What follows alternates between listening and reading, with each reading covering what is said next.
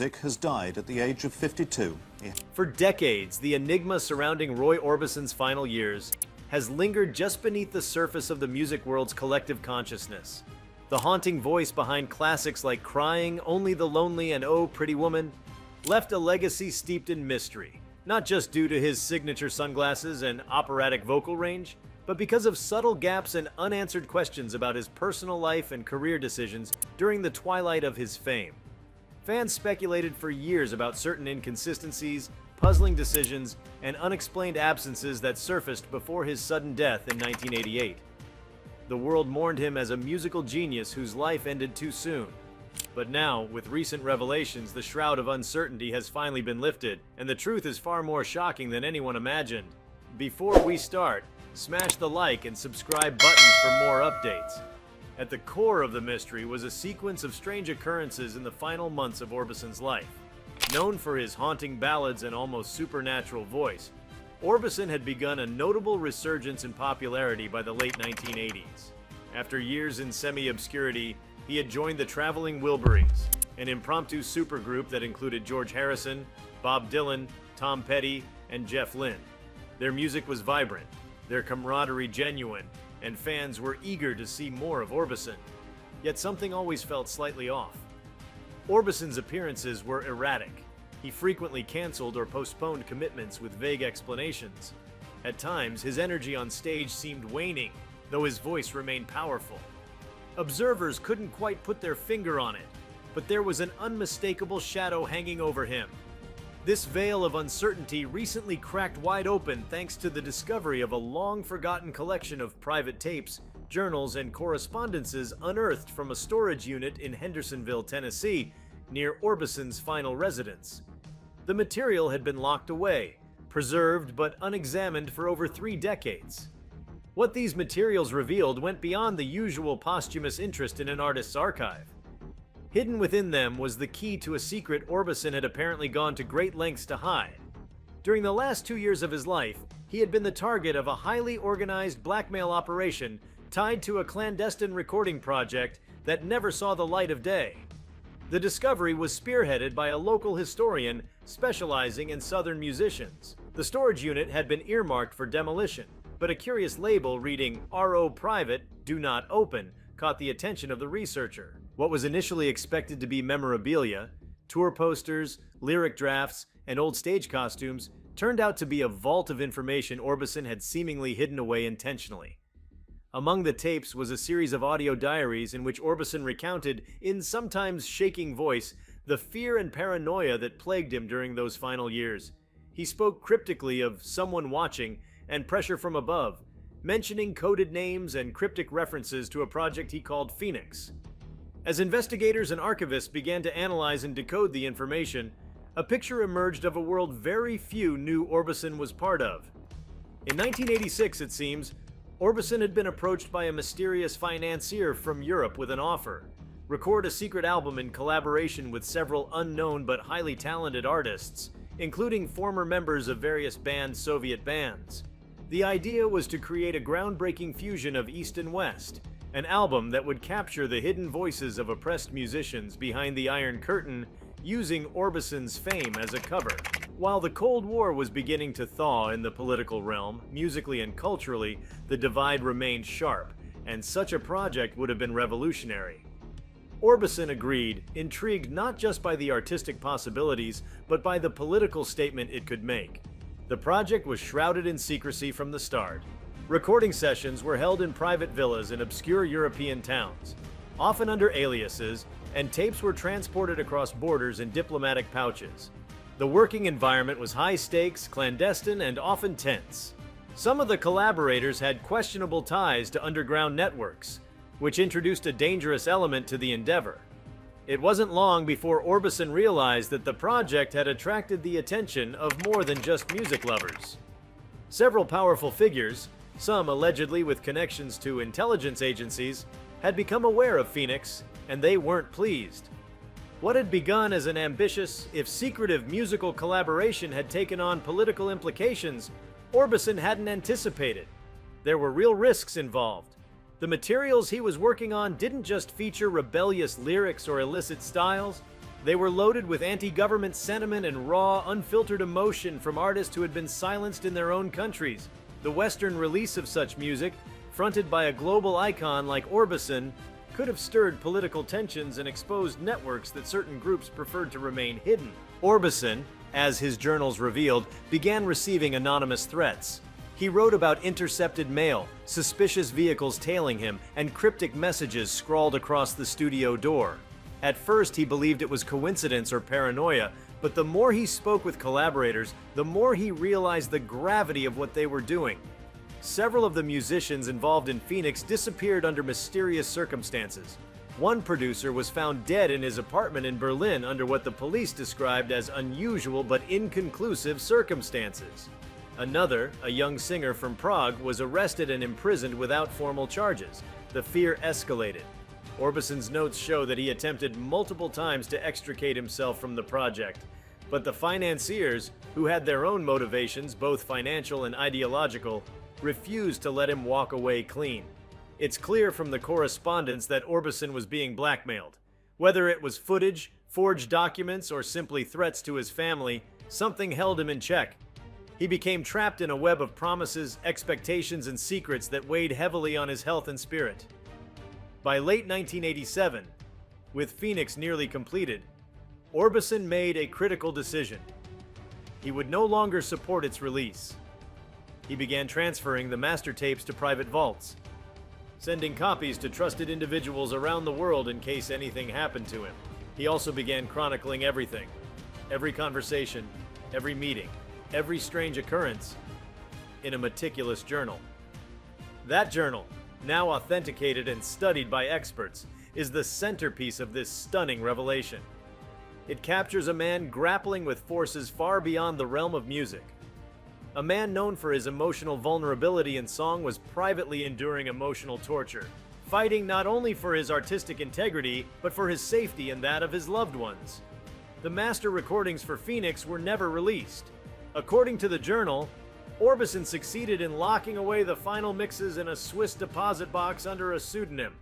Whether they remain there is unknown. What is certain is that he severed contact with everyone involved in the project shortly before his death. His health, always delicate due to a history of heart problems, began deteriorating rapidly in the fall of 1988. Friends noted he seemed unusually anxious, exhausted, and even paranoid, though he rarely confided the true source of his stress.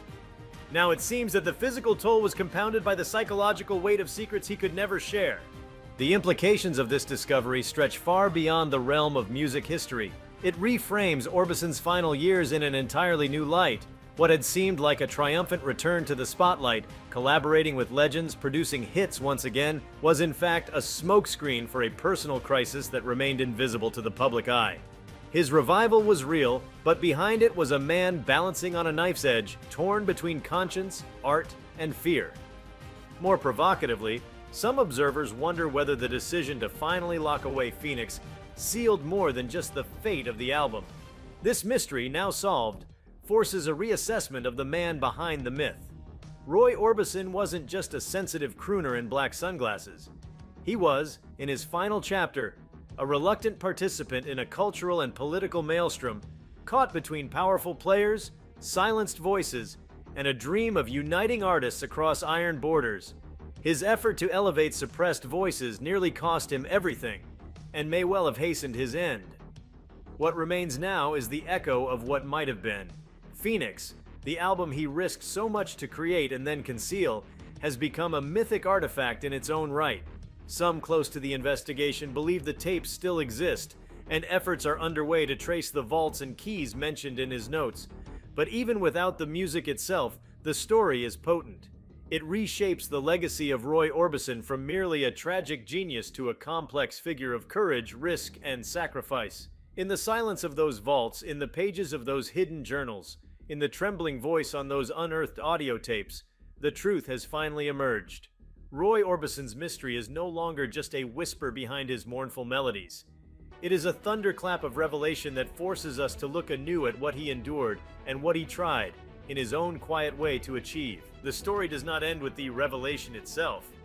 In fact, what makes the Roy Orbison mystery even more compelling is the chain of implications now unfurling in its wake. Implications that were not evident while the secrets lay buried, but which now demand a reevaluation of the entire cultural and political landscape he inhabited in his final years. With the uncovering of the Phoenix tapes and the accompanying documents, one begins to understand the scale and audacity of what Orbison was involved in. He wasn't simply recording music, he was engaging in an artistic rebellion underpinned by international tension and veiled threats. This act of creation in context transforms from a studio experiment to something closer to subversive resistance. The tapes are more than historical footnotes. They appear to contain sonic elements and motifs far removed from the traditional Orbison sound. Though unreleased, brief descriptions from music historians who've been allowed to inspect some of the material describe sweeping arrangements combining traditional Eastern European folk instruments with synth-driven Western rock structures. According to them, the music reflects a sense of urgent yearning and freedom, as though all those involved felt they were playing for their lives. In these compositions, one can sense the weight of suppressed voices, filtered through Orbison's famously melancholic lens. He was not merely offering his voice, he was giving their pain a familiar form the world might recognize. What makes the revelation even more startling is how carefully everything was compartmentalized. Orbison had long been seen as a reclusive, almost mythic figure, an image he both cultivated and endured. This persona allowed him to operate in the shadows without drawing suspicion. His quiet demeanor, trademark dark glasses, and mysterious aura gave him a degree of insulation that other, more public musicians lacked. He could disappear for stretches of time under the guise of health issues or creative retreats. Few questioned it, and even fewer suspected what was truly happening behind the curtain. As the journals reveal, Orbison relied on an incredibly small circle of confidants. These individuals, one a former intelligence operative turned studio technician, another a translator who had defected from Hungary, helped coordinate the logistics and maintain the operational secrecy of Phoenix. Their roles were not just managerial, they were, in essence, covert liaisons ensuring the safety and communication of participants across multiple countries. One of the most surprising discoveries in the documentation was the presence of encrypted communications and coded terminology throughout the notes. Orbison, it turns out, was using military-grade encryption software on floppy disks stored in an unmarked case to correspond with certain collaborators. This level of secrecy underscores just how perilous the project had become. There was no glamour in these efforts. While Orbison maintained the public facade of a resurgent star, behind the scenes he was entrenched in a dangerous balancing act. Every studio session involved shifting identities, rerouted travel paths, and decoy documentation. Some sessions were canceled at the last minute due to intelligence leaks. It wasn't just an artistic endeavor. It had evolved into a complex and dangerous operation teetering on the brink of exposure. What's astonishing is how seamlessly Orbison maintained his dual existence. Not even his closest musical associates, including fellow Wilburys, seem to have known the full extent of what he was involved in. The broader geopolitical implications are equally significant. While the late 1980s marked the loosening grip of the Soviet Union, its regime still maintained strong control over cultural expressions. Western collaborations with dissident artists weren't just frowned upon, they were actively monitored and often retaliated against. That Orbison, an American icon, had crossed into this gray area of unauthorized cultural exchange adds a layer of diplomatic complexity to the story. There's evidence that both American and Eastern Bloc intelligence agencies were aware to varying degrees of the underground nature of Phoenix. However, it seems Orbison's status, coupled with the secrecy of the project, prevented any open confrontation. They watched, perhaps calculating that the project would either collapse on its own or never be released. This revelation invites a re-evaluation of other events that at the time appeared isolated or unrelated. There were sudden interruptions to Orbison's public schedule, delays in production for his solo projects, even security upgrades to his private residence that seemed excessive at the time. Viewed through this new lens, each of these incidents gains new meaning. They were not quirks of a neurotic artist. They were the protective measures of a man who knew he was being watched and manipulated. The mystery also highlights an underexplored aspect of Orbison's personality: his deep empathy, and personal connection to suffering. His music had always embodied sorrow and yearning. But now, that emotional authenticity seems to have extended far beyond performance. In aligning himself with artists who had risked imprisonment or worse for their craft, Orbison demonstrated solidarity not as a marketing gesture, but as a profound ethical stance. He could have walked away early on, but he didn't. His journals are filled with conflicted entries, documenting fear, anger, confusion, but they never show him surrendering the idea that the music needed to be heard. One of the most chilling entries from the journal mentions a meeting that took place in Amsterdam just weeks before his final public appearances. According to Orbison's own writing, he met with a former Stasi informant who had knowledge of leaks within the Phoenix network. The informant warned him that he had been flagged as a soft target, someone whose high profile would prevent overt action, but who could still be neutralized through indirect means. This warning terrified Orbison. In a later audio recording, he can be heard confessing that he had begun to suspect poisoning, either through tampered food or medication. While this cannot be verified, it underscores the level of fear and suspicion that defined his final months. Importantly, the story of Phoenix and the newly revealed mystery don't just reframe Orbison's legacy, they challenge how we think about the role of musicians in moments of geopolitical upheaval.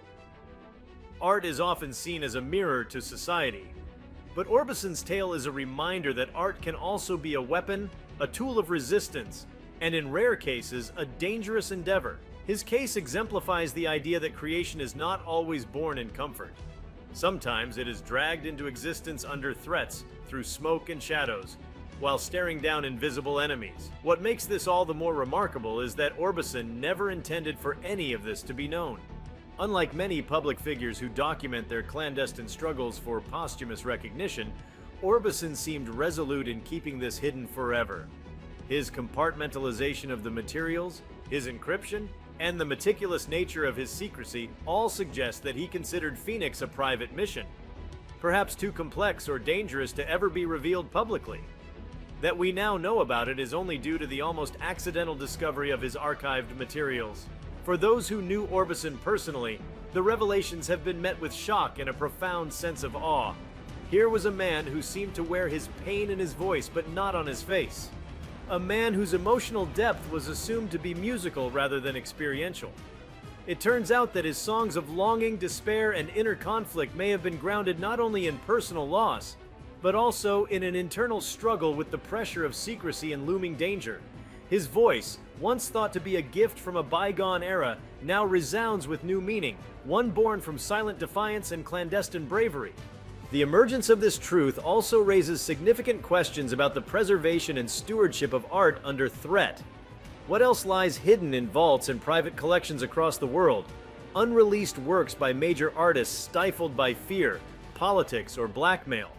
How many musical legacies remain incomplete, not due to lack of inspiration, but due to calculated efforts to suppress their work? Orbison's experience suggests that the intersection of creativity and danger is far more common than the public imagines, particularly in volatile political climates. Looking ahead, the question on everyone's mind is whether Phoenix will ever be heard. Legal teams are currently navigating a complex web of international rights, contractual obligations, and safety concerns. The very existence of the recordings is a matter of debate, given the layers of obfuscation Orbison created. Yet many believe that one day, the music will surface, not just as a lost album, but as a testament to everything Orbison stood for in those final, tormented years. If it does emerge, it will not be a commercial release. It will be a revelation, perhaps even a reckoning. Until then, the story remains one of unfinished melodies and silenced voices waiting to rise. The mystery has been solved, yes, but like the best of Orbison's songs, it leaves us with an aching sense of something just beyond our grasp. A voice in the dark, singing truths that took decades to hear, and courage we never knew he had. If you like this video, please give it a like and subscribe to our channel. Also, leave your comments below and tell us, what are your thoughts on the Roy Orbison mystery finally being solved and shocking? We want to hear from you. Thank you for watching, and see you next time.